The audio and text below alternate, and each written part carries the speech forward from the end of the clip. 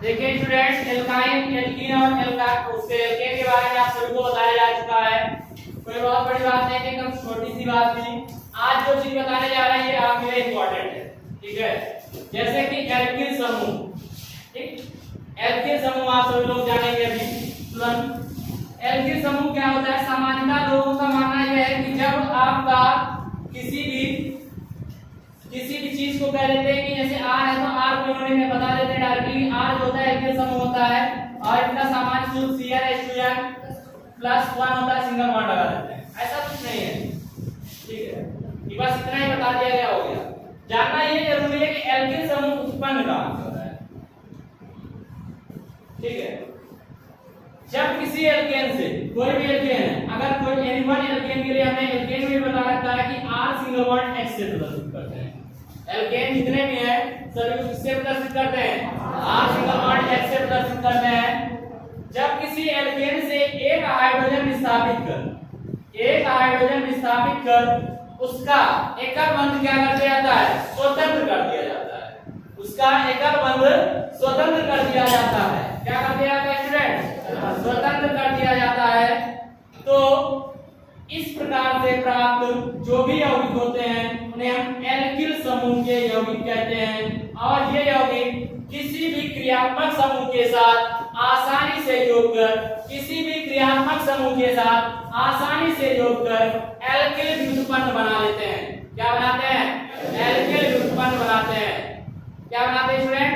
Alkyl व्युत्पन्न बनाते हैं।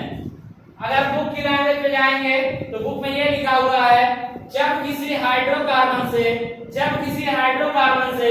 एक हाइड्रोजन विस्थापित कर उसके स्थान पर एकल बंध को स्वतंत्र अवस्था में छोड़ दिया जाता है तो उससे प्राप्त होने वाले यौगिक को एल्किल समूह के यौगिक कहा जाता है, ठीक है। ये बुक की लैंग्वेज है आपकी।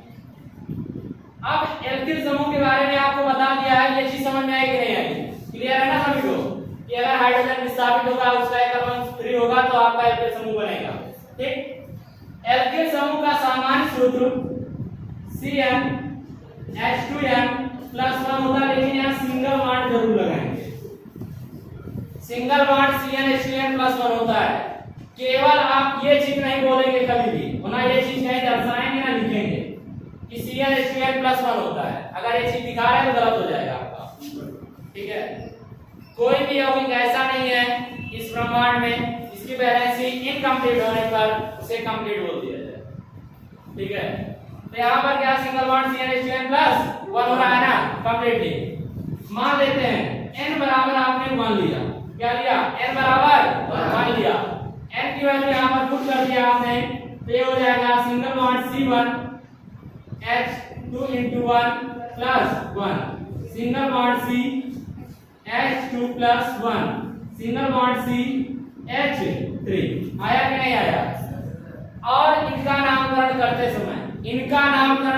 समय रूट या मूलाक्षर तो आपके मैथ एक प्रो बताया हमने, रूट या मूलाक्षर के तुरंत बाद इन शब्द जोड़ते हैं। क्या जोड़ते हैं? इन शब्द जोड़ते हैं। यानी यहाँ पर बात करेंगे रूट वर्ड क्या हो जाएगा? 1 कार्बन से मैथ, 1 कार्बन से क्या हो जाएगा? रूट वर्ड मैथ, और इन जोड़ देंगे तो क्या हो जाएगा? मैथिल। क्या हो जाएगा? मैथिल। इसी प्रकार मान लेते हैं n बराबर हम यहाँ ले लेते हैं 2। देखिए ये चीज समझ लीजिए क्योंकि यही आपकी पूरी ऑर्गेनिक केमिस्ट्री है। पूरी ऑर्गेनिक केमिस्ट्री इसी से शुरुआत होनी, इसी से खत्म हो जाती है, कहीं और कुछ एक्स्ट्रा नहीं लगाना है। n बराबर आपका 2 लेते हैं तो single bond C2 H2 × 2 +1, single bond C2 H4 +1, single bond C2 H5। हुआ कि नहीं हुआ? यानी यहाँ पर 2 कार्बन है, 2 कार्बन से रूट वर्ड क्या होता है आपका? 1। क्या होता है? 1 में इन जोड़ दिया तो क्या हो गया आपका? एथिल। क्या हो गया? एथिल। इसी प्रकार मान लेते हैं n बराबर यहाँ पर ले लिया हमने 3। अब C3 single bond H2 × 3 +1, single bond C3 H6 +1, single bond C3 H7। ये आया क्या? 3 कार्बन से रूट वर्ड क्या होता है आपका? 2।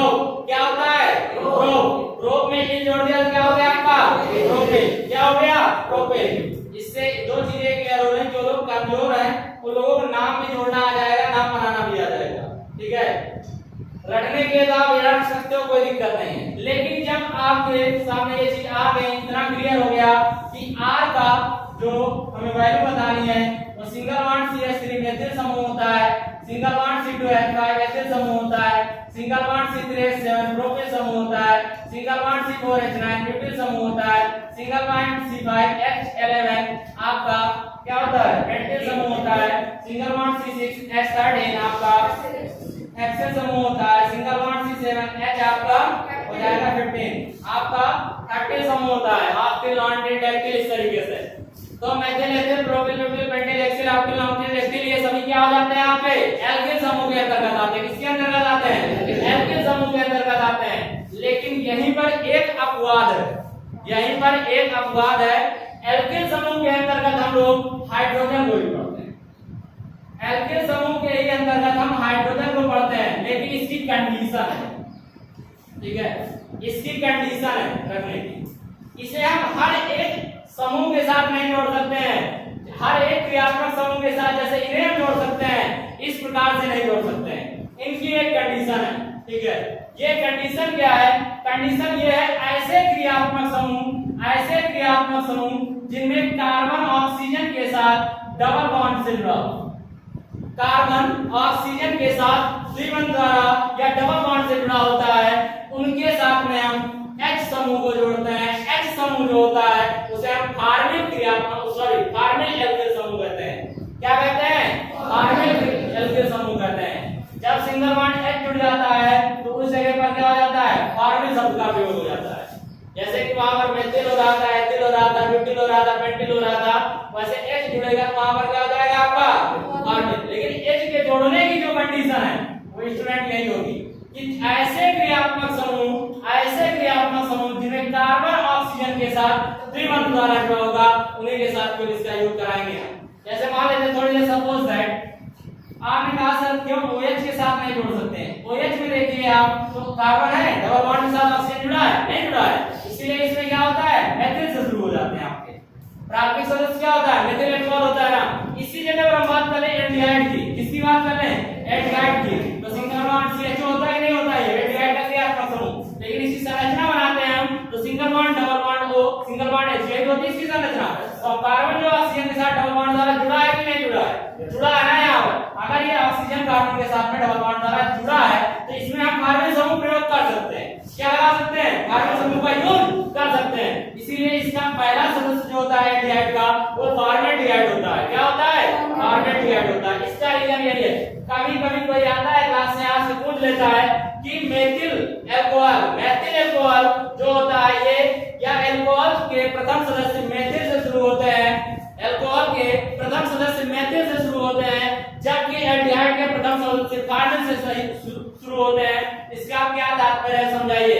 तो आप बता सकते हैं इस चीज को, कोई डाउट तो नहीं रहेगा इसमें। इसी प्रकार से आगे आप देख लेते हैं, जैसे कि आपका आ जाता है next C double bond O, single bond O, single bond H, ये क्या है आपका मोनोकार्बोक्सिलिक क्रियात्मक समूह है। और यहाँ पर भी देखने को हमें ये मिल रहा है कि कार्बन क्या है आपका ऑक्सीजन के साथ डबल बॉन्ड द्वारा जुड़ा है, जुड़ा है कि नहीं है, जुड़ा होगा, जुड़ा है, जिसका मतलब ये भी क्या होता है आपका फार्मिल समूह का सदस्य होगा। क्लियर ना। और दो ही में आप देखते होंगे और कोई भी इतने कंपाउंड है लेकिन कहीं पर आपको देखने को नहीं मिलता, लेकिन इन दो कंपाउंडों में आपको देखने को ऐसा मिलता है कि यहाँ पर क्या होता है, कार्बन जो होता है ऑक्सीजन के साथ डबल बॉन्ड द्वारा जुड़ा होता है।